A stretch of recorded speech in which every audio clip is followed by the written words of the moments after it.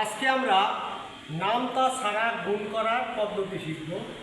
যে পদ্ধতিটি হইল কাঠির সাহায্যে গুণ করা। যেমন এখানে আছে 32 গুণ 23। এখন 23-এর এই আছে 3, তো এখানে আমরা 3টে কাঠি দিলাম, 1 2 3। এরপর আছে 2, এ পাশে আমরা 2টি কাঠি নিলাম। এরপর আছে এই আছে 2, 32-এর 2, তাহলে উপরে আমরা এখানে 2টে কাঠি দিলাম, 1 2। এরপর আছে 3, নিচে আবার 3টি কাঠি নিলাম, 2 3।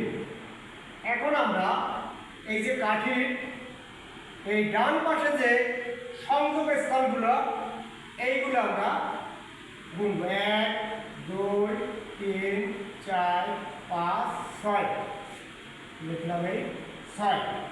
এবার আমরা এই কোনাকুনি যেগুলো আছে, যেমন এখানে আছে 1 2 3 4 5 6 7 8 9 10 11 12 13, 13 3 হাতে রইল 1। তাহলে সেই 1 2 3 4 5 6 7, এই আমরা 7 নামাইলাম।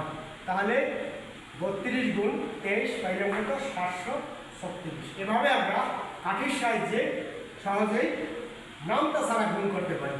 ধন্যবাদ।